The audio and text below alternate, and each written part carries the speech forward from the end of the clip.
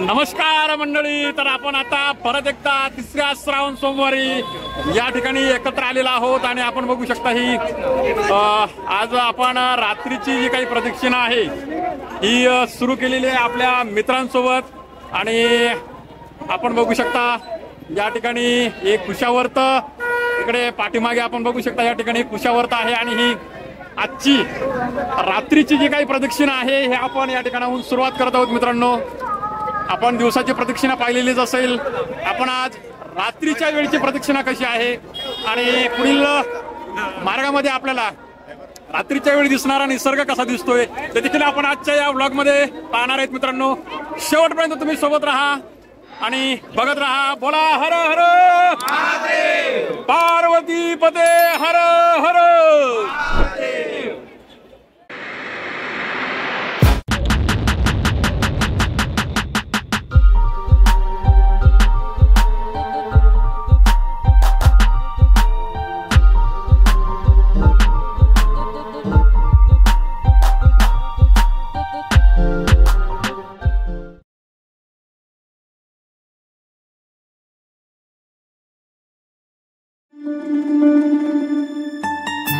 कुशावर्त तीर्थ येथे स्नान करून आपण आजच्या या प्रदक्षिणेची सुरुवात केलेली आहे आणि आजचा हा रात्रीचा अनुभव काही खास असणार आहे आपल्यासाठी। मित्रांनो, शेवटपर्यंत तुम्ही हा व्हिडिओ बघा आणि रात्रीचा अनुभव तुम्हाला कसा वाटला ते कमेंटमध्ये देखील सांगायला विसरू नका। आणि आपल्या या चॅनलवर जर तुम्ही नवीन असाल तर सबस्क्राईब करायला अजिबात संकोच करू नका।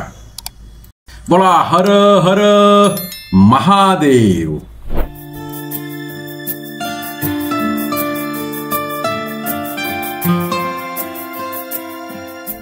तर मंडळी, आजच्या या व्लॉगमध्ये आपण फक्त आणि फक्त रात्रीचा अनुभव घेणार आहोत।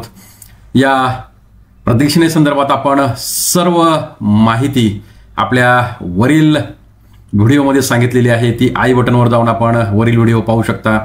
दिवसाचा अनुभव आपण या ठिकाणी घेऊ शकता।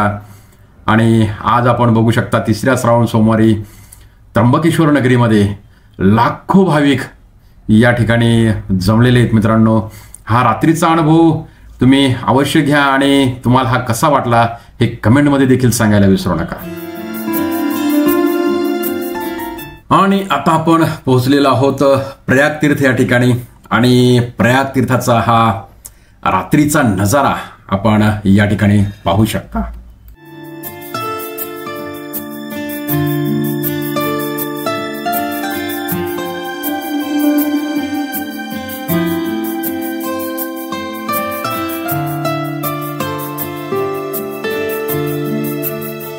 प्रयाग तीर्थ येथे आपण काही मंदिरांचं दर्शन घेतल्यानंतर येथून आपण पुढे निघालेलो आहोत आणि आता आपण पोहोचलेलो आहोत पेगलवाडी या गावामध्ये।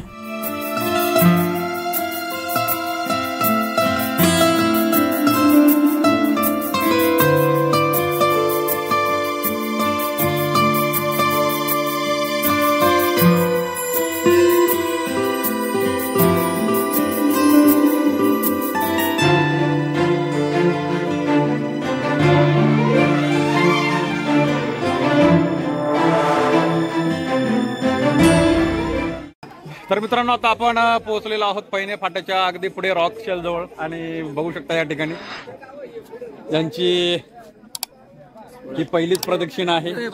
त्यांच्या चेहऱ्यावरील आनंद आपण या ठिकाणी बघू शकता। आणि इकडे बघू शकता फोनवरती बम बम बोले बम बम बोले बम बोले या ठिकाणी घेतली आपण थोडी विश्रांती आणि येथून अजून बराचसा टप्पा पुढे बाकी आहे। मित्रांनो, तर तुम्ही ही रात्रीची प्रदक्षिणा बघत राहा मित्रांनो, आणि दिवसाच्या आणि रात्रीचा काय फरक आहे तो देखील तुम्ही कमेंटमध्ये सांगायला विसरू नका।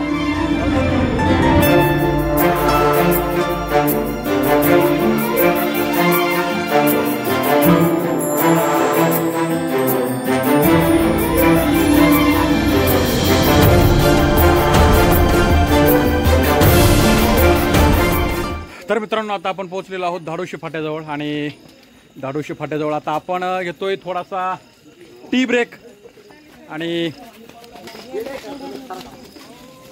समोर बघू शकता ही तिसऱ्या श्रावणी सोमवारची या ठिकाणी गर्दी आणि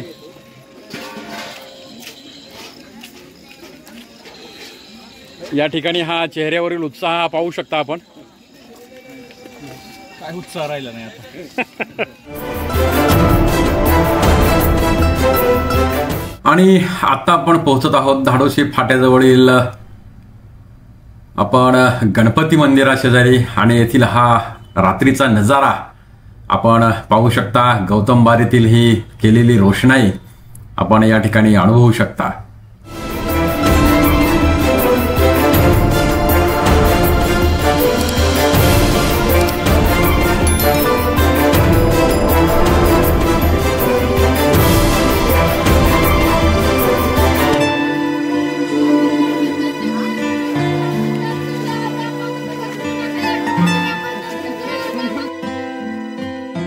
ब्रह्मगिरी प्रदक्षिणेचं महत्व आणि महात्म्य आपण स्वतंत्र ब्लॉगमध्ये सांगितलेलं आहे.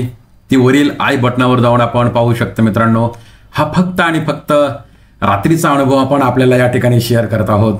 तो शेवटपर्यंत बघत राहा मित्रांनो.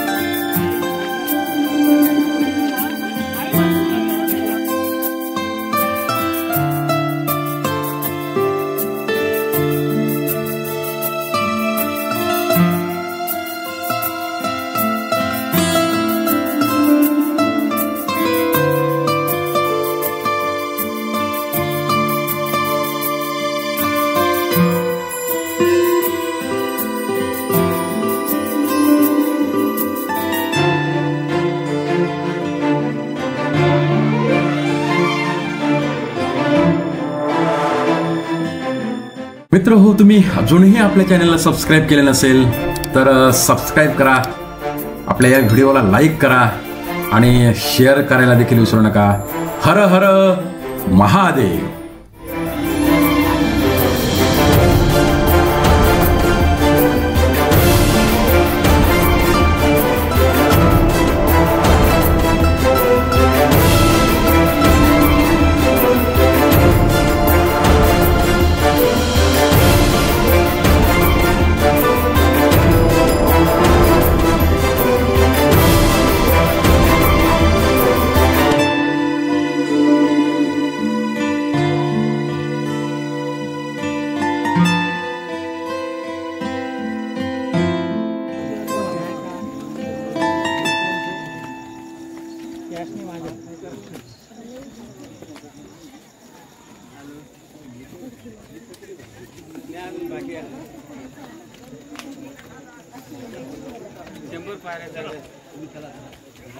आपण पोहोचलेलो आहोत गौतम ऋषीबारीमध्ये आणि गौतमांचं आश्रमा ठिकाणी. आणि आपण बघू शकता या ठिकाणी तिसऱ्या श्रावणी सोमवारची ही अलोट अशी गर्दी या ठिकाणी लोटलेली आहे. लाखो भाविक या ठिकाणी आपल्याला बघायला मिळत आहेत.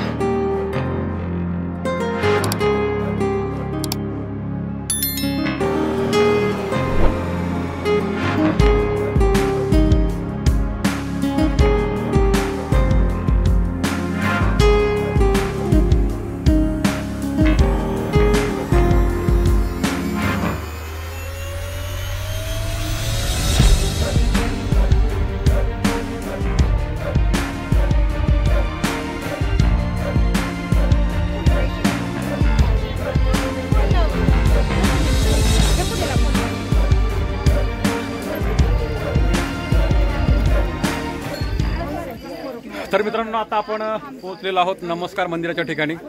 या ठिकाणी आपण अगदी प्राचीन शिवपिंड आहे तिथं त्यांचं दर्शन घेऊन ब्रह्मगिरीला नमन करून नमस्कार करून आता इथून आपण पुढील फेरी जी काय आहे ती सुरू करणार आहोत. इकडे बघू शकता बोईसराचा चेहऱ्यावरील आनंद. या ठिकाणी आपली अर्धी फेरी जी आहे ती पूर्ण झालेली आहे. या चौरेसर या चौरेसरांनी देखील या ठिकाणी ब्रह्मगिरीला वंदन केलेलं आहे.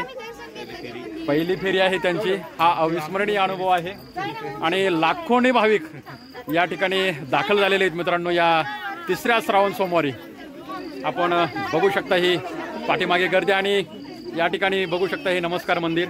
या ठिकाणी आल्यानंतर जरूर तुम्ही मित्रांनो दर्शन घ्या.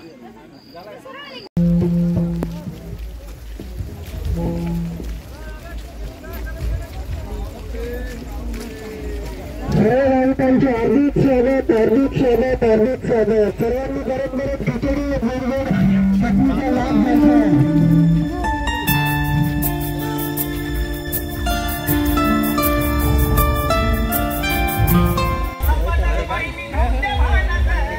Hey,